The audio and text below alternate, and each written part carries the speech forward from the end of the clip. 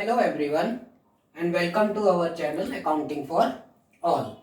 आज हम अपने इस चैप्टर में अकाउंटिंग टर्म्स को सीखेंगे। अकाउंटिंग टर्म्स जो जनरली अकाउंट्स में यूज होती हैं। तो सबसे पहली टर्म है हमारी कैपिटल। कैपिटल मीन्स पूंजी। कैपिटल क्या होती है? कैपिटल वो संपत्ति जिसे कहें या मनी टर्म में कहें, कैपिटल वो होती है जो बिजनेस का ओनर बिजनेस में लगाता है। ओनर मतलब मालिक, बिजनेस का मालिक बिजनेस में लगाता है, उसे कैपिटल कहते हैं।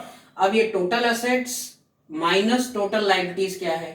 टोटल असेट्स मतलब जितनी भी बिजनेस की और टोटल असेट्स संपत्ति है उसमें से लायबिलिटीज। अभी हम पढ़ेंगे लायबिलिटीज टर्म, तो हम पहले इसे एक बार समझने की कोशिश करते हैं कि total assets minus total liabilities equal to capital. Okay, then second is liabilities. Liabilities क्या होती हैं? लायबिलिटीज हम ये कहें कि छोटे या मोटे शब्दों में लायबिलिटीज आर कॉल्ड, वे ऐसी बिजनेस की ऐसी देयता, हिंदी में कहते हैं देयता, कि बिजनेस जो लौटाएगा अन्य पार्टीज को। अन्य पार्टीज मतलब जो बिजनेस का ओनर नहीं है, उनके अलावा जिन्होंने बिजनेस में पैसा लगाया हुआ है, उनको वापस करना है।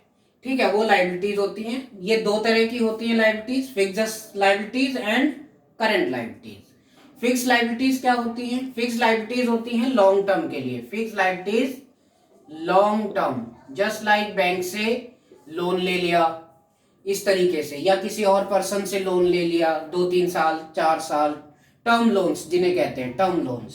करंट लायबिलिटीज क्या होती है?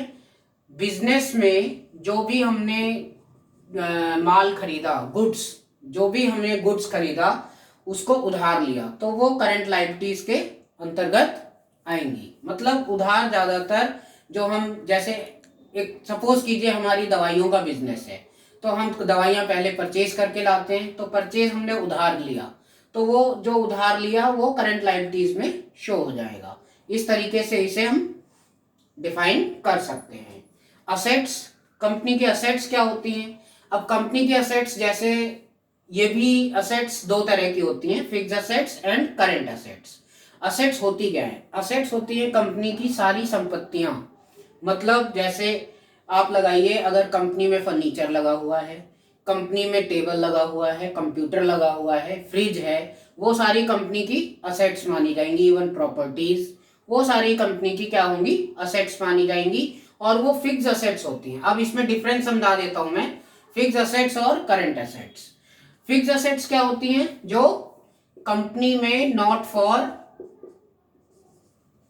सेल, नॉट फॉर सेल, ये कंपनी में खरीदी जाती हैं बट नॉट फॉर सेल, लेकिन अपने बिजनेस को चलाने के लिए। जैसे मेरा एक कंप्यूटर सिखाने का बिजनेस है, तो जो मैं कंप्यूटर खरीद के लाऊंगा वो मेरा क्या माना जाएगा? फिक्स्ड असेट्स, क्योंकि मैं उसको क्या कर रहा हूं, कंप्यूटर लाया बट नॉट फॉर सेल, वो बेचने के लिए नहीं लाया हूं, मैं अपने उसको बिजनेस में कंज्यूम कर रहा हूं। ठीक है, इसी तरह करंट असेट्स क्या होती हैं? करंट असेट्स क्या होती हैं?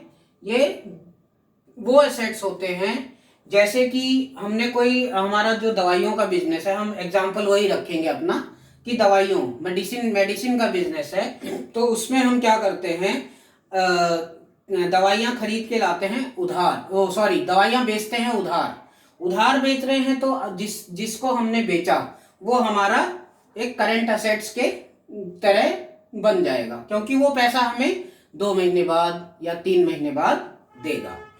देन हम आते हैं रेवेन्यू। रेवेन्यू का सीधा संबंध किससे होता है? सेल से। मतलब revenue is related to sale value.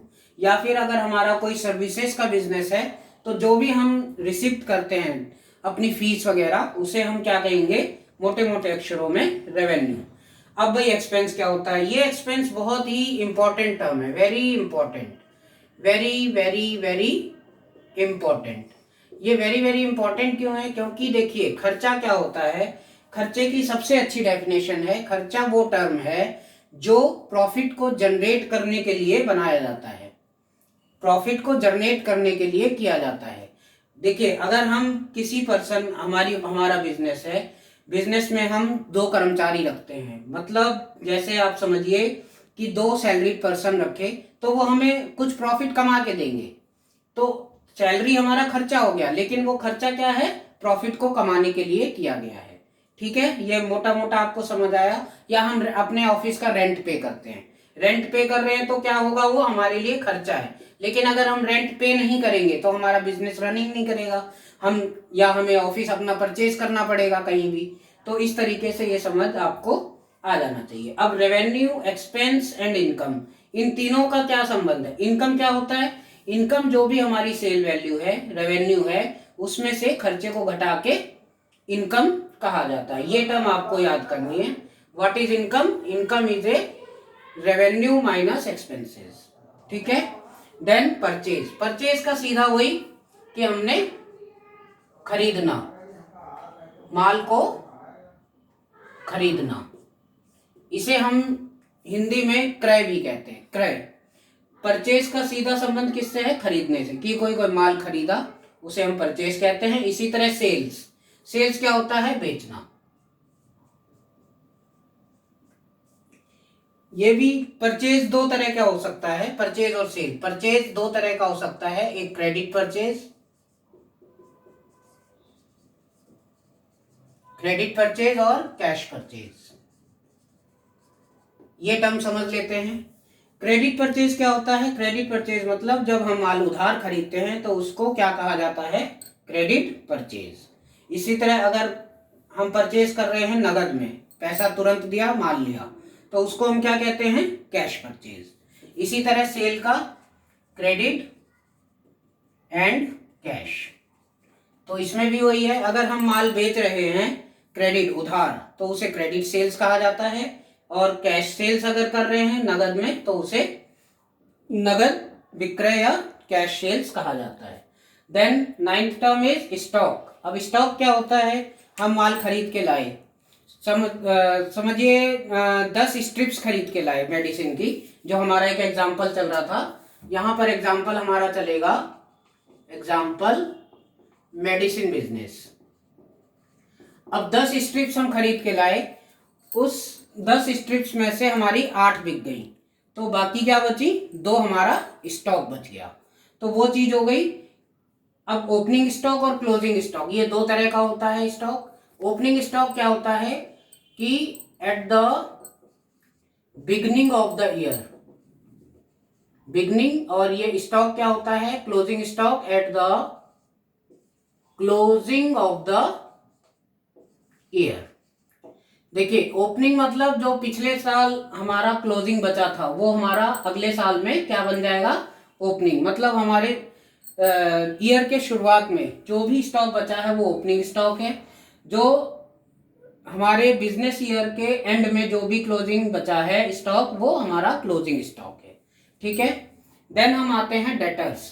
अब ये डेटर्स क्या होते हैं, जब हम क्रेडिट सेल्स करते हैं, क्या करते हैं, क्रेडिट सेल। जब क्रेडिट सेल करेंगे तो जो पर्सन जिसको हमने माल बेचा है वो हमारा डेटर बनेगा। इट मीन्स वो बिजनेस को 2 या 3 महीने में पैसा देगा, तो वो डेटर बन जाता है। इसी तरह क्रेडिटर, मोटे मोटे टर्म में समझिए कि क्रेडिट परचेज जब करते हैं, what is credit purchase, purchase उधार, उधार जब हम माल खरीदते हैं तो हम क्रेडिटर बन जाए, बिजनेस क्या बन जाएगा, क्रेडिटर। क्रेडिटर मतलब कि हमें अब उसको पैसा देना है, मतलब बिजनेस को पैसा देना है उस पर्सन को जिससे हमने माल, या माल यहां पर ये कुछ और मत समझिएगा, माल is equal to goods. Goods means जो जिस आइटम में हम, जो मेडिसिन है हमारा जिसमें हम डील कर रहे हैं, वो होता है हमारा माल या गुड्स। माल हिंदी में माल कहा जाता है, इंग्लिश में गुड्स कहा जाता है। Then next term is losses. Losses क्या होते हैं, losses are different from expense. अब देखो, मैंने इसको और ये हमारा एक्सपेंस, ये एक जैसा लगता है कि खर्चा और लॉस एक जैसा है, नहीं। लॉस क्या है, loss are different from expenses. कैसे डिफरेंट है, expenses generate for profit. Expense क्यों किया जाता है, प्रॉफिट कमाने के लिए, लेकिन जो लॉस है, लॉस मतलब होता है हानि। जैसे हमारे गोदाम में कहीं आग लग गई तो वो हानि हो गई, या चोरी हो गया माल, थेफ्ट हो गया, तो नॉट जनरेट फॉर प्रॉफिट, ये प्रॉफिट के लिए जनरेट नहीं होता है। ये लॉस यानी सीधा हमारे लॉस हो गया, इतने का लॉस हो गया, इतने का सामान चोरी हो गया। तो ये टर्म भी आपको समझनी जरूरी है कि एक्सपेंस और loss are two different terms. Then आते हैं प्रोपराइटर, ये हम पहले पढ़ा चुके हैं। Proprietor means owner. अब ऑनर भी कई तरह के हो सकते हैं, वो डिपेंड करता है टाइप ऑफ बिजनेस, मतलब बिजनेस किस तरीके का है।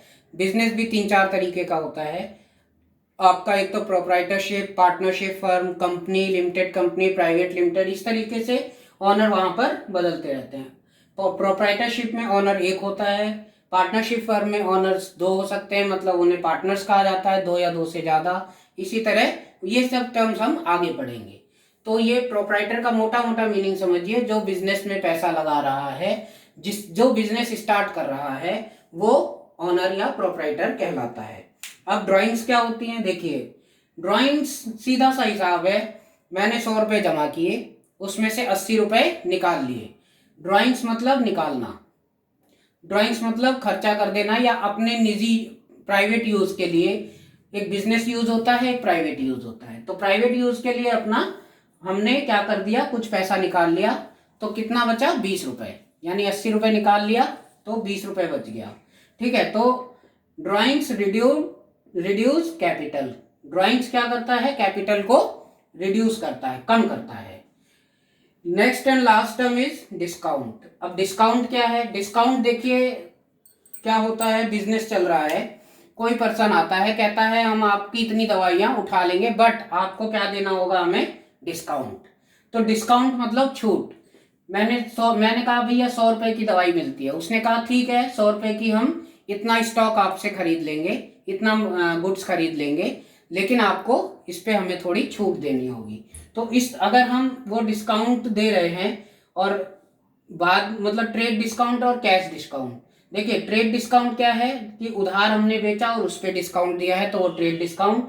और कैश डिस्काउंट क्या है कि तुरंत वो बंदा हमें पैसे दे देगा एंड देन हम उसको कैश डिस्काउंट तुरंत के तुरंत दे देंगे, भाई ये लीजिए और ये 90 रुपये दीजिए, 10 रुपये का आपको डिस्काउंट है। तो आई होप आपको ये वीडियो पसंद आई होगी, और आप लोग इसमें अगर आपको कोई भी क्वेश्चन या कुछ है तो आप प्लीज़ कमेंट करके मुझे पूछ सकते हैं, ताकि मैं एक अलग से वीडियो भी बना सकूं क्वेश्चंस पे, कि आपकी क्या क्या प्रॉब्लम्स है, इन टर्म्स में आपको क्या क्या समझ नहीं आया। नाउ अब हमारा chapter first is all over complete. आपको कोई भी क्वेरी कुछ भी है तो प्लीज़ कमेंट कीजिए, देन हम उसका पूरा कोशिश करेंगे कि आपको आंसर किया जाए। एंड प्लीज़ ये चैनल जो हमारा है ये सभी के लिए है, और ऐसे बच्चों के लिए स्पेशली है जो कि ट्यूशन की फीस एफर्ट नहीं कर सकते हैं। बट आजकल मैं ये समझता हूँ कि मोबाइल तो हर घर में होगा और मोबाइल सभी यूज़ करते हैं, तो उसमें बस आपको क्या करना है, सब्सक्राइब करना है और लाइक करना है, ताकि हमारी अपकमिंग वीडियोस आपको मिल सके और चैप्टर वाइज आप उसमें अपनी स्टडी कर सकें। Okay, thank you.